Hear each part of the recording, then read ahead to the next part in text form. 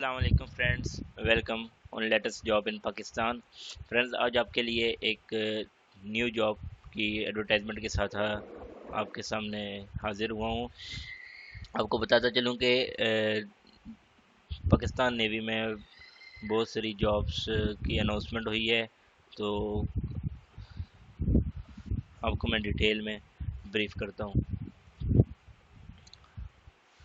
Pakistan navy में entry है short service commission की, थर्ड बैच है। इसमें मुख्तलिफ डिफरेंट पोस्ट के लिए, डिफरेंट रैंक्स के लिए आप अप्लाई कर सकते हैं according to their qualification, according to their experience and according to your skills. So सबसे पहले हम बात करते हैं कि इनकी क्या रिक्वायरमेंट्स है। Mandatory eligible candidate for all branches, सब ब्रांचेस जो हैं इनके लिए जो ख़ास और ज़रूरी जो चीज़ें हैं, जो एलिजिबल क्राइटेरिया है उसमें मस्ट है कि gender male and female citizen of Pakistan होना चाहिए।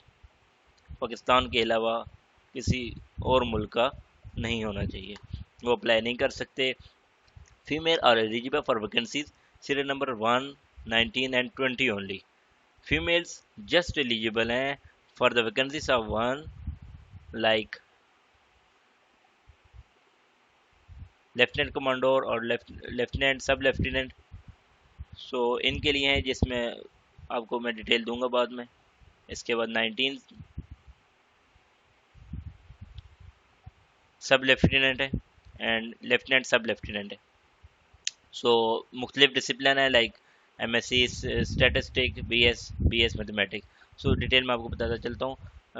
उसके बाद इन्होंने हाइट रखी गई है, जिसमें मेल की हाइट है 5 feet and 4 inches and females की हाइट है 5 फीट।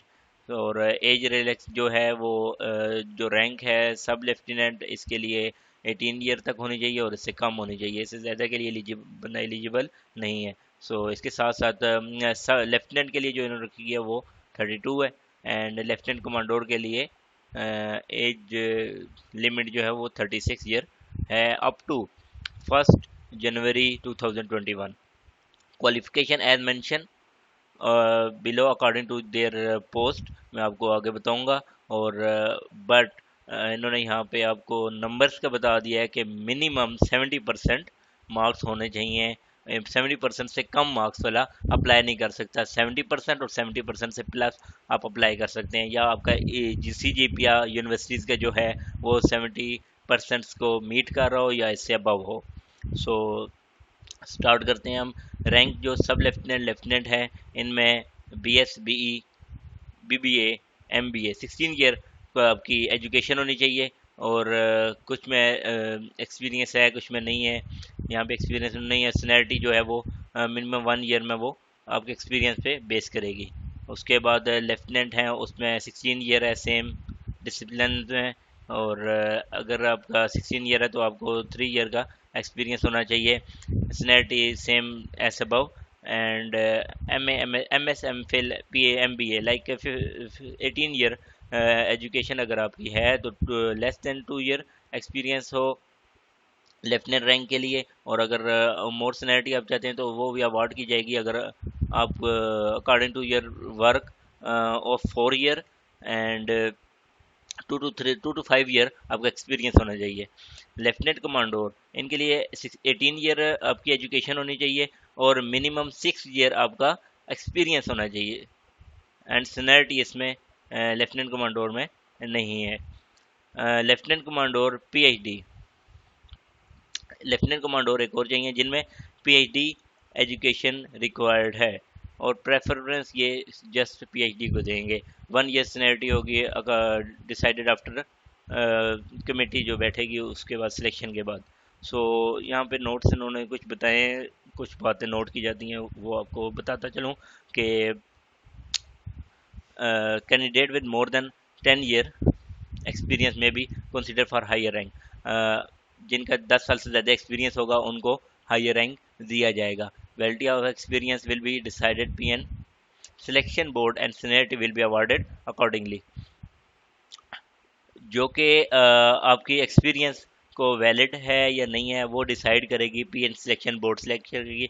और सीनियरिटी भी आपको पीएन सिलेक्शन बोर्ड ही देंगे। Higher education will experience will be preferable. जितनी जॉब्स हैं, अगर यहाँ पे आप 18 ईयर आपकी 18 ईयर है तो आप 16 ईयर के अप्लाई करें तो आपको प्रेफरेंस मिलेगी। सेम इसी तरह नेक्स्ट सब के लिए 18 ईयर एजुकेशन अगर है, following discipline should be same discipline as that of BA, BS, BE, MBA, BBA or any relevant sub discipline। Like अगर आप 18 ईयर कर रहे हैं following this discipline MS, MBA, MPhil, सो उनका उनका भी डिसिप्लिन सेम होना चाहिए नेक्स्ट ये जो दिए गए हैं। और इसी तरह आगे कह रहे हैं कि 18 ईयर अगर आप डिसिप्लिन है और आपके इंक्लूड है जो BS रिक्वायर्ड है, वो आपकी यूनिवर्सिटी से आपकी यूनिवर्सिटी रिकॉग्नाइज्ड होनी चाहिए फ्रॉम HEC।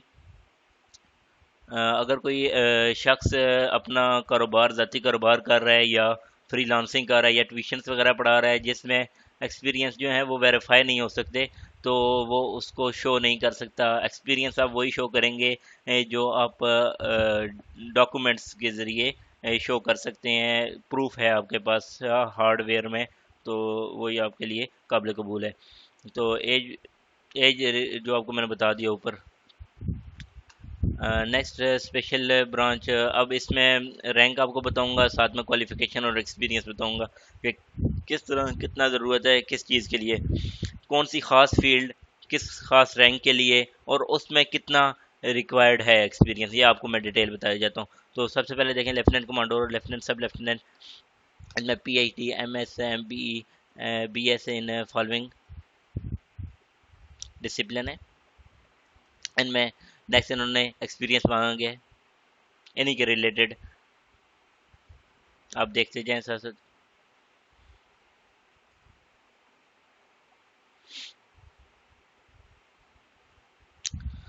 नेक्स्ट लेफ्टिनेंट है BS एरोस्पेस एंड एवियंस सिस्टम है। अगर आपने BS किया हुआ है तो 3 to 5 ईयर एक्सपीरियंस होना चाहिए रेलेवेंट फील्ड में। लेफ्टिनेंट कमांडोर हैं आप PhD, MSB, इलेक्ट्रिकल इलेक्ट्रॉनिक्स है, एरोस्पेस एंड एवियंस, इसमें 3 ईयर मिनिमम होना चाहिए एक्सपीरियंस। लेफ्टिनेंट है MSc जियो फिजिक्स में, तो इसमें आपका 3 ईयर होना चाहिए और 16 ईयर क्वालिफिकेशन होनी चाहिए। नेक्स्ट हमारे पास लेफ्टिनेंट कमांडोर हैं PhD, MS मैकेनिकल, सो इसमें आपका मिनिमम 6 ईयर एक्सपीरियंस मस्ट है, और जस्ट आप MS जो हैं वो ही एलिजिबल हैं, MSc एलिजिबल नहीं हैं। यस। सो नेक्स्ट हमारे पास आपको बताऊं कि लेफ्टिनेंट सब लेफ्टिनेंट है हमारे पास MS, BS computer science and the following related to this experience उसमें रिक्वायर्ड है। लेफ्टिनेंट कमांडोर हैं PhD कंप्यूटर साइंस में, वो उनका भी एक्सपीरियंस आर्टिफिशियल इंटेलिजेंस में और big data will be preferable. Lieutenant commander हैं MCS है, MS है, IT और इक्विवेलेंट है, इनमें एक्सपीरियंस आगे ज़रूरत है। साथ में लेफ्टिनेंट कमांडोर है हमारे पास PhD information security and computer science, इसमें एक्सपीरियंस है आगे। लेफ्टिनेंट कमांडोर हैं PhD CSIT IS, इसमें एक्सपीरियंस रिलेटेड फील्ड के मस्ट है इन सब फील्ड्स के लिए, इन सब जॉब्स के लिए। एंड नेक्स्ट लेफ्टिनेंट है हमारे पास MS रैंक के लिए जॉब है, MS MBE एंड मैकेनिकल, ये एजुकेशन होनी चाहिए और मिनिमम 3 ईयर एक्सपीरियंस होना चाहिए। लेफ्टिनेंट सब लेफ्टिनेंट हमारे पास भी मैकेनिकल है, तो उसके रिलेटेड आपको क्वालिटी कंट्रोल एक्सपीरियंस होना चाहिए the following. And next lieutenant sub lieutenant हमारे पास BE आपके शिप कंस्ट्रक्शन में है, तो उसका भी एक्सपीरियंस आपको मस्ट है। साथ में लेफ्टिनेंट है हमारे पास रैंक उसके लिए BS BE mechanical engineering management required है, साथ में 3 ईयर एक्सपीरियंस है in the related field.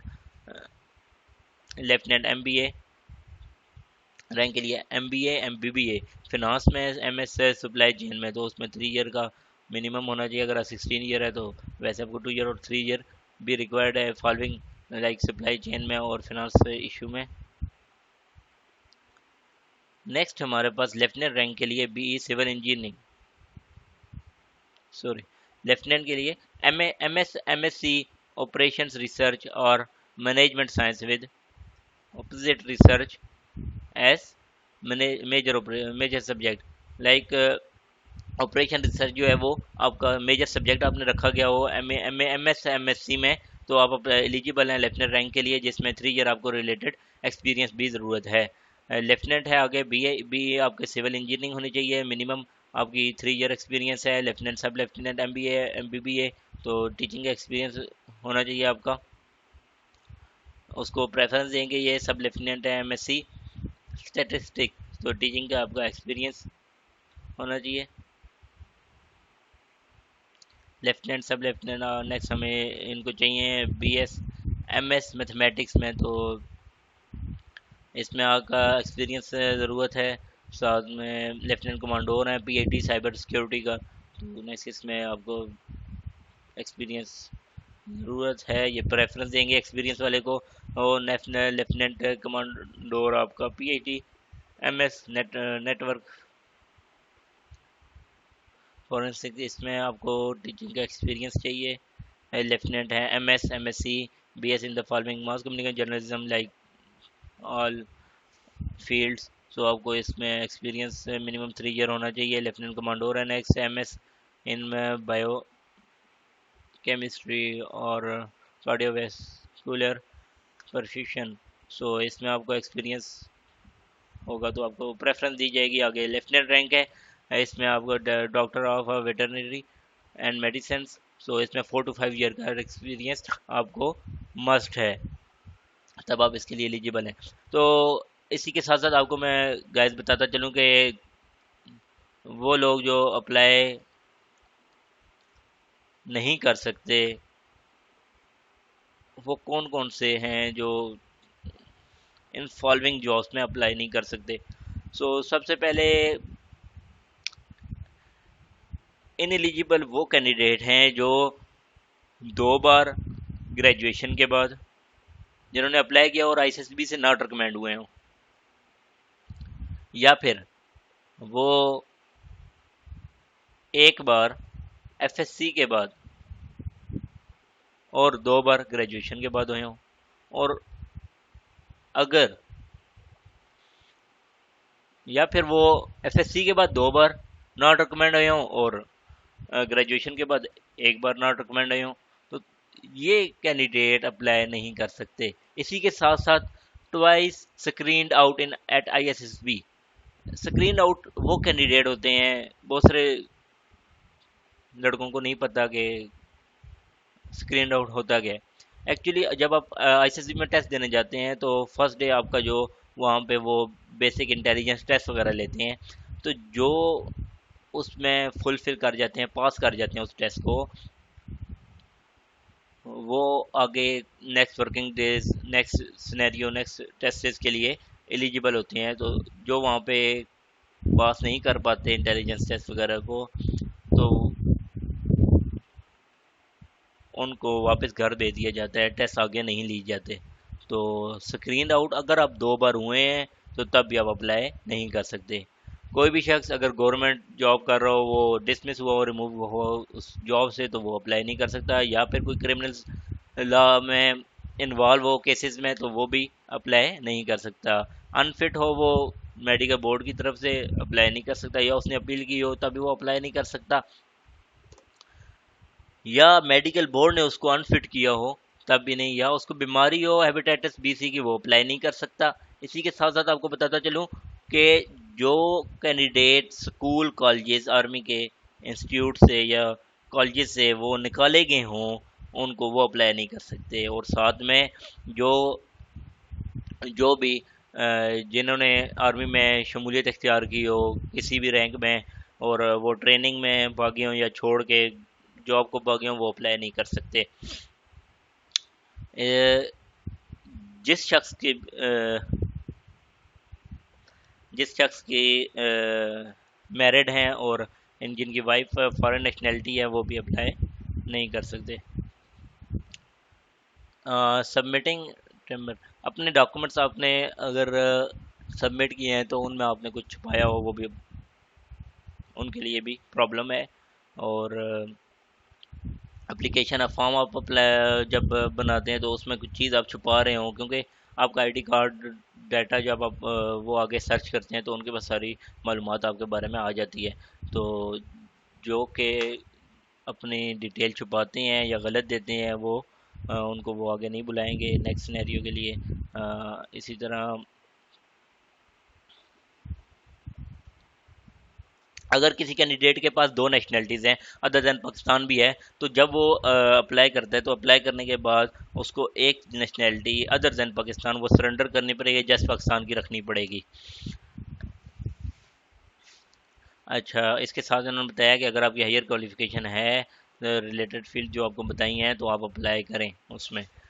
Next उनको जो सिलेक्शन प्रोग्राम है उसमें बताया चलूँ कि कोविड-19 की वजह से थोड़ी सी डिफरेंट हैं अब माहौल। सबसे पहले इन्होंने इंट्रेंस टेस्ट रखा गया है जिसमें इन्होंने इंटेलिजेंस टेस्ट और एकेडमिक टेस्ट लेना है।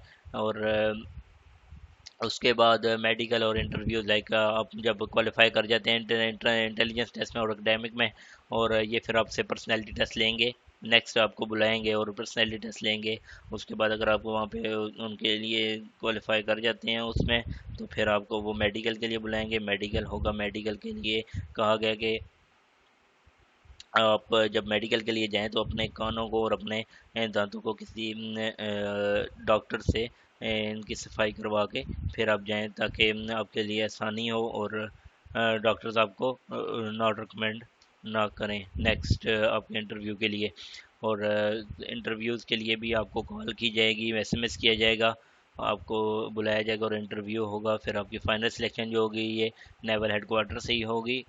और इसी के साथ साथ आपको बताता चलूँ कि जो ज्वाइन आप कर जाते हैं, अगर आपको ये जॉब मिल जाती है नेवी की इन रैंक्स में तो इसके बेनिफिट्स क्या हैं आपके लिए। सबसे पहले आपको बताऊं, आपके लिए फ्री मेडिकल है अपना, अपने वालदेन का और अपने फैमिली का। इसी के साथ साथ आपको अकोमोडेशन फ्री मिलती है, आपकी फैमिली को फ्री मिलती है। साथ में आप अगर हाउस रेंट या सर्वेंट आपको चाहिए आफ्टर मैरिज आपको सर्वेंट भी दिया जाता है। आपको ये फैसिलिटी देते हैं कि आप विज़िट कर सकते हैं फॉरेन फॉर कोर्सेज के लिए, फॉर असाइनमेंट प्रोजेक्ट के लिए। सो इसी के साथ साथ 50% आपको कंसेशन मिलती है in air and railway travelling में। और सब्सिडीज एजुकेशन मिलती है आपकी चिल्ड्रन को वो यूनिवर्सिटी में बैरियर कॉलेज बैरियर स्कूल और यूनिवर्सिटीज़ में। और नेक्स्ट आपको बताऊं आप अपने अप्लाई कैसे करना है इन जॉब्स के लिए। तो सबसे पहले आप अपने माइंड में रखें कि आप इसकी रजिस्ट्रेशन 12 जुलाई से स्टार्ट हो रही हैं और एंड हो रही हैं 2 अगस्त 2 अगस्त 2020 तक। सो 2 अगस्त से पहले पहले आपने अप्लाई करना है। सो सबसे पहले आपको गूगल पे जाना पड़ेगा। जाएंगे आप लिखेंगे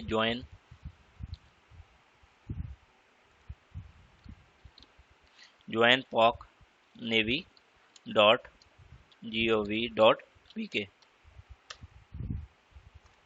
तो आपके सामने ये वाला इनका होम पेज ओपन हो जाएगा। सो आपने रजिस्ट्रेशन करानी है तो आप रजिस्ट्रेशन फॉर्म पे क्लिक करेंगे। जब क्लिक करेंगे तो आपके सामने ये फॉर्म आ जाएगा। सो आपने जिस बैच में जिस प्रोग्राम के लिए अप्लाई करना है उसको आप सिलेक्ट करेंगे। फॉर एग्जांपल मैं BSMS मैथमेटिक्स में ना चाहता हूँ तो यहाँ पे इन्होंने सारी रिक्वायरमेंट बता दिया आपको। एंड डिसिप्लिन दिस आइडिया चाहिए, ये चीज़ें चाहिए, ये आपका एक्सपीरियंस, ये क्वालिफिकेशन, ये रैंक है और सब कुछ। अब आपका सर्विस कैंडिडेट है या सिविलियन है तो सिविलियन का बताना है आपने। अब डिटेल अपनी बतानी है आपने अपने मास्टर्स के बारे में। उसके बाद नेम अपना CNIC नेक्स्ट फादर फादर का नेम, CNIC, आपकी gender, date of birth, age relaxation, age आपकी जो है, आपको अगर चाहिए रिलैक्सेशन तो उसके लिए भी, हाइट आपकी, मेटेरियल स्टेटस आपका क्या है, रिलीजन क्या है आपका, उसके बाद आपकी सेक्स क्या है, सुन्नी है आप, शिया हैं, जो भी, उसके बाद रूरल अर्बन आप कहाँ पे हैं, प्रोविंस आपका कौन सा है, domicile district, address, phone number, इस तरह सारी डिटेल देंगे। आप सिलेक्शन सेंटर कौन सा चाहते हैं, कौन से डिस्ट्रिक्ट में चाहते हैं, तो आपका जो डिस्ट्रिक्ट आप वहाँ पे जो करीब तरीन है आपके, तो वहाँ पे आप जाके टेस्ट दे सकेंगे। सो नेक्स्ट आप फॉर्म सबमिट करेंगे, फॉर्म को सबमिट करेंगे तो फॉर्म सबमिट हो जाएगा। और आफ्टर 72 और आप अपने रजिस्ट्रेशन स्लिप इधर आ जाएंगे, इसको क्लिक करेंगे, अपना CNSC डालेंगे, सबमिट करेंगे, तो आपके पास सामने आ जाएगा, वहाँ पे आप लिखा होगा कि आपका टेस्ट इस डे को, इस डेट को, इस सेंटर में, इस डिस्ट्रिक्ट में आपका टेस्ट है, जाके आपको टेस्ट देना पड़ेगा। और ये आप मज़ीद आपको ईमेल भी करते रहेंगे, आपको बताते भी रहेंगे फॉर अपडेट जो भी होगी। और आप भी विज़िट करते रहिएगा ज्वाइन paknavy.gov.pk, ये इनकी मेन रजिस्ट्रेशन जो भी जितने भी जॉब्स के लिए हैं वो इनकी है, नेवी वालों की वेबसाइट है। तो गाइस अगर आपने अभी तक मेरे चैनल को सब्सक्राइब नहीं किया तो काइंडली सब्सक्राइब करें, लेटेस्ट जॉब इन पाकिस्तान, ताकि आपको हर जॉब की अपडेट मिलती रहे। और आप अगर आपको ये वीडियो पसंद आई है तो लाइक करें, और कोई क्वेश्चन है रिलेटेड टू दिस जॉब तो कमेंट बॉक्स में कमेंट करें, ताकि आपको मैं रिप्लाई कर सकूं और मज़ीद बेहतर गाइड कर सकूं। Thank you guys.